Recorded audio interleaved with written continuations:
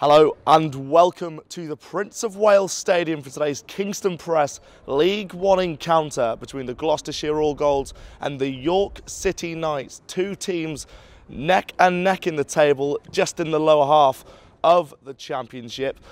Of course, today the Knights come in with a good victory last week, whilst the All Golds will be confident. However, they did succumb to Oldham late on last week, having led 12-0. Oldham unbeaten as yet so far.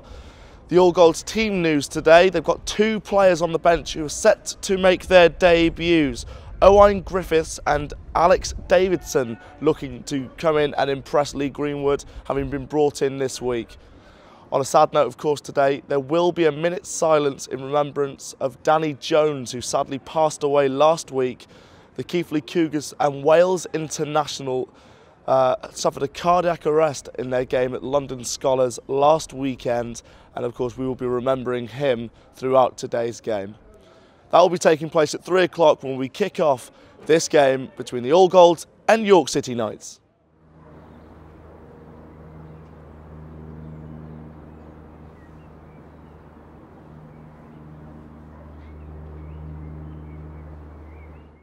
It was an afternoon to forget for the Gloucestershire All Golds as York City Knights came to the Prince of Wales Stadium and the All Golds succumbed to a heavy defeat of a 40-point margin, seeing their worst performance so far this season.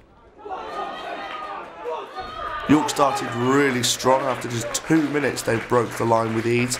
It was former All Gold Pat Smith who would go over the line as the first of 8 tries this afternoon. 12 minutes later, in controversial circumstances, York did double the lead. A forward pass was not spotted by the referee, where Tyler Craig was the one who could go over. All Golds would come back and try and haunt York with a couple of mistakes. This time Chris Vitellini came over the line, giving 4 points to the All Golds before Mark Bradley was able to convert. But that is as good as it got for the All Golds, with more scores for York.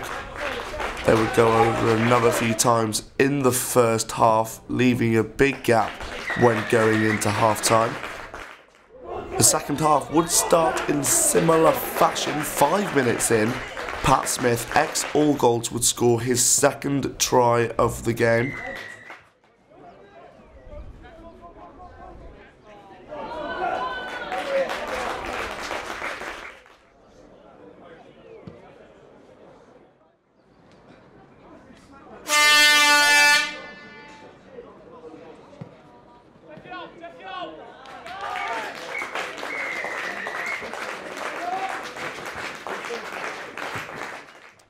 Poor from start to finish, I'd say.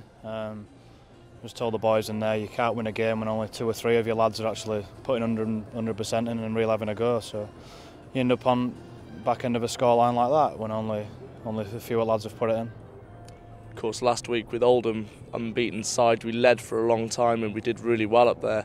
And it's really the polar opposite of what last week's performance was.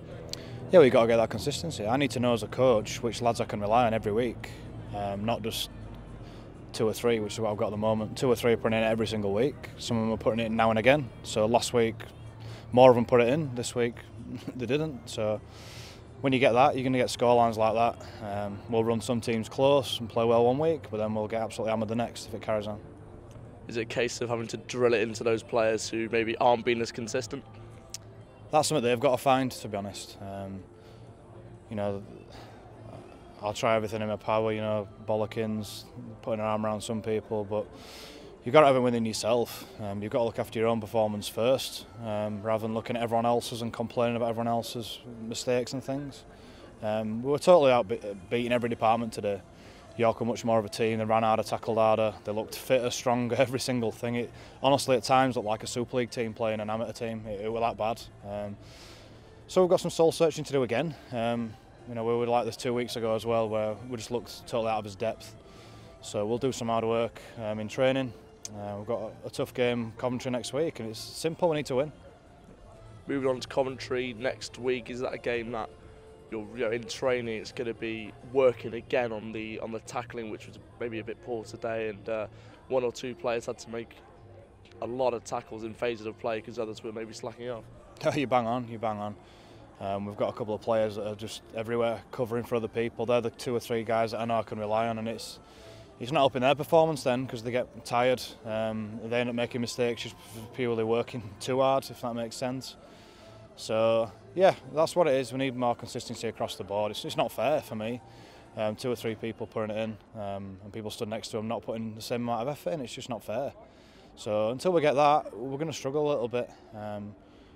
Some messages will get across to some people. Some people won't think it's them. They will be told individually this week who needs to improve. And then it's up to them. If they haven't got it sort of inside them or they're doing the best, then we need to look at bringing players in. Thanks, Lee. Appreciate that.